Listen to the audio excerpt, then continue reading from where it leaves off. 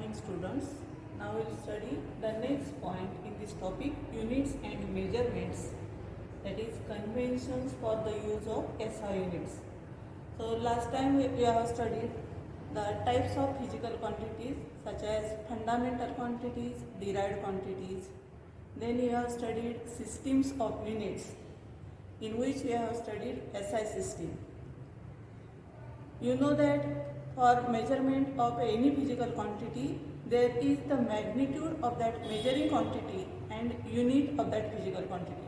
म्हणजे कोणत्याही फिजिकल क्वांटिटीचं जर मेजरमेंट आपल्याला लिहायचं असेल तर त्या मेजरमेंटमध्ये त्या फिजिकल क्वांटिटीचं मॅग्निट्यूड असतं, त्याचप्रमाणे त्या फिजिकल क्वांटिटीचं युनिटही आपल्याला लिहावं लागतं.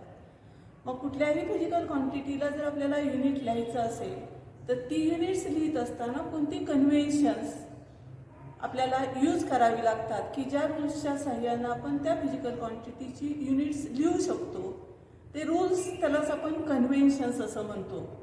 मग SI सिस्टीममधली युनिट्स लिहित असताना कोणती कन्व्हेन्शन्स फॉलो करावी लागतात तर ती आपल्याला स्टडी करायचे. तर कुठल्याही फिजिकल क्वांटिटीचं युनिट लिहित असताना पहिलं कन्व्हेन्शन आहे, unit of any physical quantity generally should be represented by its symbol of unit. म्हणजे कोणत्याही फिजिकल क्वांटिटीचं युनिट लिहित असताना ते जनरली त्या फिजिकल क्वांटिटीच्या युनिटच्या सिम्बॉलच्या फॉर्ममध्ये लिहिलं जावं. आता सिम्बॉलच्या फॉर्ममध्ये युनिट कसं लिहायचं तर जर समजा SI सिस्टीममधलं लेंथचं युनिट असेल मीटर, तर METER हा पूर्ण वर्ड युनिटचा न लिहिता जनरली मीटरचं सिम्बॉल M एवढंच लिहायचं. किंवा टाईमचं युनिट सेकंद आहे तर सेकंद हे युनिट जेव्हा आपण लिहित असतो तेव्हा त्याचं जनरली फक्त सिम्बॉल म्हणजे S एवढंच लिहायचं. म्हणजे लेंथचं मेजरमेंट सपोज 7 मीटर असेल तर ते मेजरमेंट लिहिताना 7 मीटर एवढंच लिहायचं. म्हणजे पहिलं कन्व्हेन्शन काय आहे तर unit should be represented by it's symbol of A unit only. नंतर दुसरं कन्व्हेन्शन किंवा SI युनिट्स लिहित असतानाचा दुसरा रूल किंवा दुसरं कन्व्हेन्शन काय आहे तर एखाद्या युनिटचं फुल नेम लिहित असताना काय करावं लागतं तर full name of unit should start with small letter. म्हणजे कोणत्याही युनिटचं फुल नेम लिहित असताना ते लिहित असताना त्याचं जे पूर्ण युनिट लिहितोय त्याचं पहिलं अक्षर हे स्मॉल लेटरच असलं पाहिजे. म्हणजे SI सिस्टीममधलं लेंथचं युनिट जर मीटर असेल आणि मीटर हे फुल नेम आपल्याला युनिटचं पूर्ण लिहायचं असेल तर स्टार्ट विथ स्मॉल लेटर म्हणजे METER. म्हणजे हे सुरुवातीचं जे लेटर आहे M हे स्मॉल लेटरच असलं पाहिजे. टाईमचं SI सिस्टीममधलं युनिट सेकंद असेल त्याचं जर फुल नेम घ्यायचं असेल तर ते SECOND, तर हा S सुद्धा स्मॉल लेटरमध्येच असला पाहिजे. म्हणजे full name of unit always start with small letter even if it is named after a person. Generally आपल्याला काय सवय असते तर एखाद्या पर्सनचं नाव असेल तर त्या पर्सनच्या नावाचं पहिलं अक्षर कॅपिटल लेटर काढायची आपल्याला सवय असते. मग युनिट्सच्या बाबतीत पण काही युनिट्स अशी असतात की जे आपल्याला पर्सनच्या नावानं दिलेली असतात. तर पर्सनच्या नावानं जरी दिलेलं युनिट असलं तरी सुद्धा त्याचं फुल नेम लिहित असताना पहिलं अक्षर हे स्मॉल लेटरच काढायचं. म्हणजे फोर्सचं SI सिस्टीममधलं युनिट न्यूटन असेल तर न्यूटन हे पूर्ण लिहिताना हे युनिटमध्ये लिहायचं असेल तर N हे स्मॉल लेटरच असलं पाहिजे. म्हणजे अगदी पर्सनच्या नावाचं युनिट असू दे किंवा नसू दे फुल नेम लिहिताना पहिलं अक्षर हे नेहमी स्मॉल लेटरच असलं पाहिजे. पुढची लेटर्स तर आपण स्मॉल लेटरच लिहितो. फुल नेम युनिटच्या फुल नेम मधली सगळी पुढची अक्षरे ही आपण स्मॉल लेटरमध्येच लिहितो.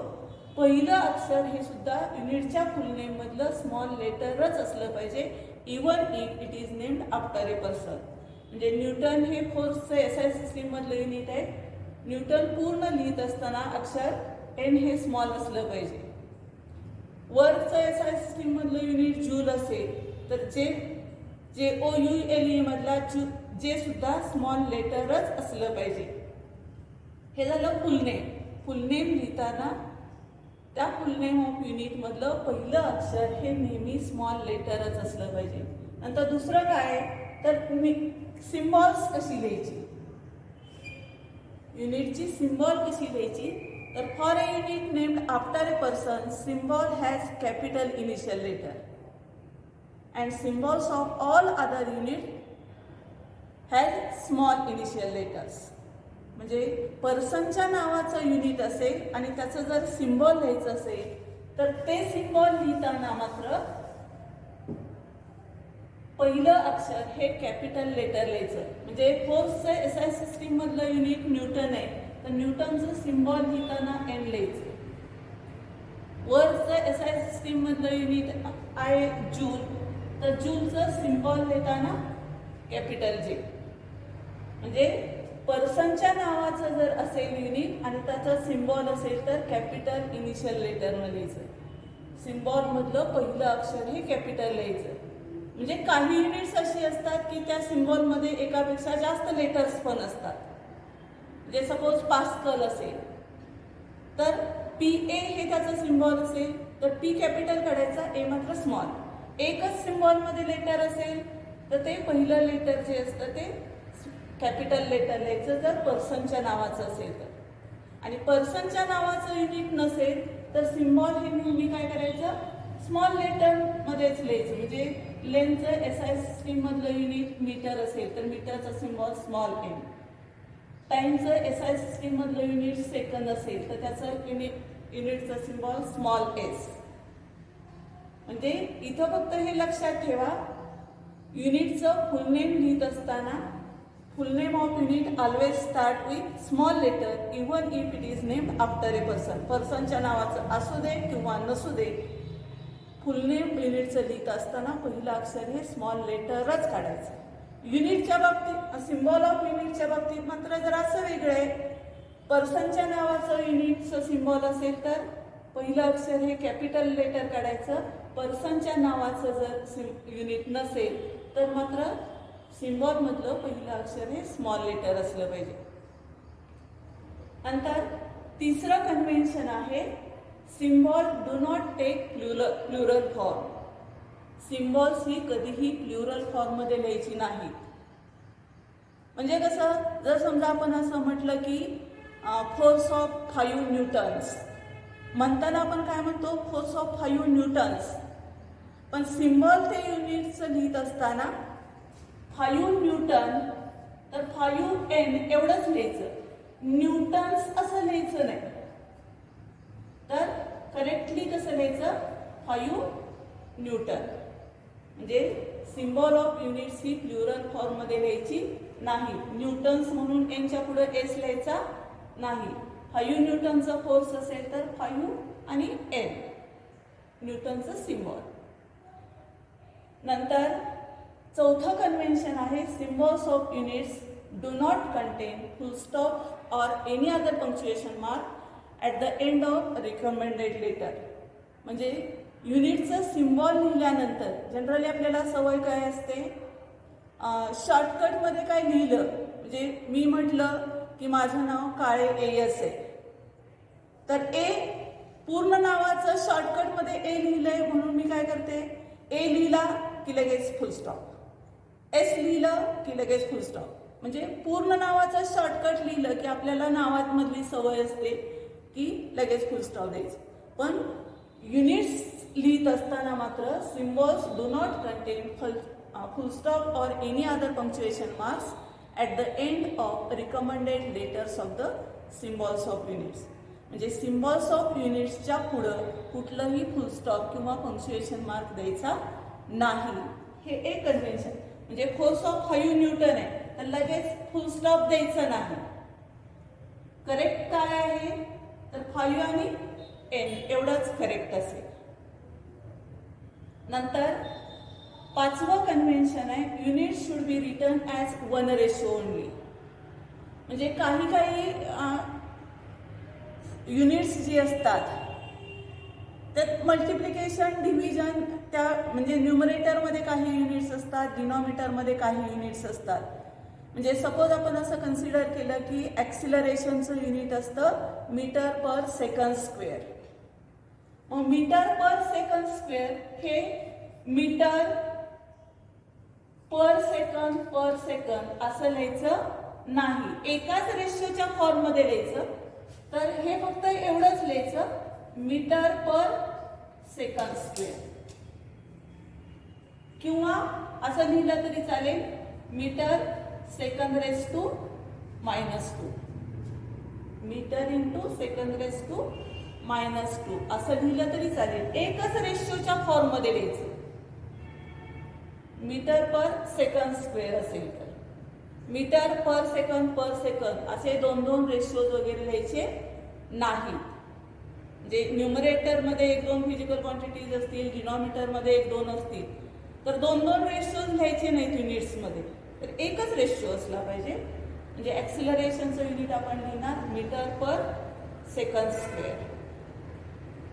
नंतर पुढचं आहे use of combination of units and symbols should be avoided. म्हणजे एखाद्या फिजिकल क्वांटिटीचं युनिट जेव्हा आपण लिहित असतो तेव्हा त्या युनिटमध्ये काही युनिट्स ही सिम्बॉलच्या फॉर्ममध्ये, काही units he full name of युनिट्सच्या फॉर्ममध्ये असं लिहायचं नाही. तर एकच फॉर्म असला पाहिजे. कॉम्बिनेशन युनिट्स आणि फुल नेम्स ऑफ सिम्बॉल्स आणि फुल नेम ऑफ युनिट्स असं कॉम्बिनेशन यूज करायचं नाही. म्हणजे मीटर पर सेकंद असेल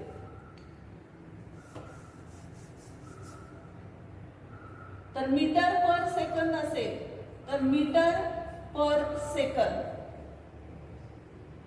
याच्याऐवजी असं लिहायचं नाही METER आणि पर सेकंद, हे असं लिहायचं नाही. मीटर पर सेकंद दोन्हीची पण सिम्बॉल्स तर सिम्बॉल्सच असली पाहिजे. एकदा सिम्बॉल एकदा फुल नेम असं लिहायचं नाही. म्हणजे use of combination of units and symbols should be avoided. नंतरचं आहे convention A prefix symbol is use before the symbol of units. म्हणजे कधी कधी आपल्याला युनिट्स लिहित असताना त्या युनिट्सची प्रिफिक्स सिम्बॉल्स पण लिहावी लागतात. म्हणजे प्रिफिक्स म्हणजे काय, समजा मीटर असेल तर लेंथचं मेजरमेंट कधी कधी आपण मीटरच्या ऐवजी किलोमीटरमध्ये करतो, सेंटीमीटरमध्ये करतो, मिलीमीटरमध्ये करतो. टाइमचं मेजरमेंट असेल तर कधी आपण सेकंदात करतो, कधी मिली सेकंद, कधी मायक्रो सेकंद.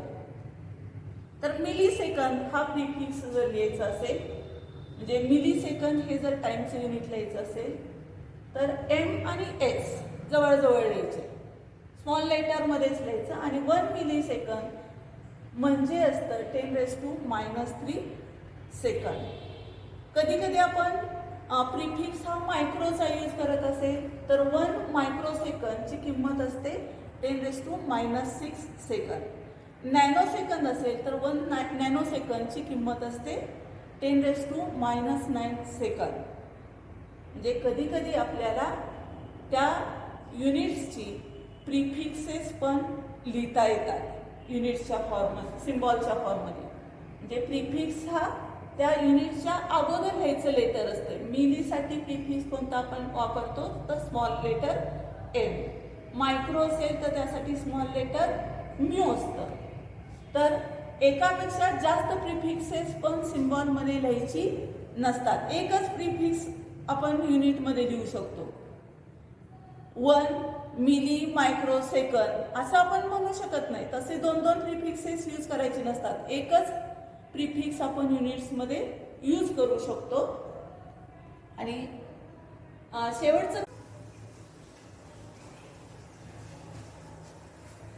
शेवटचं कन्व्हेन्शन आहे space or hyphen must be introduced between the symbols of units.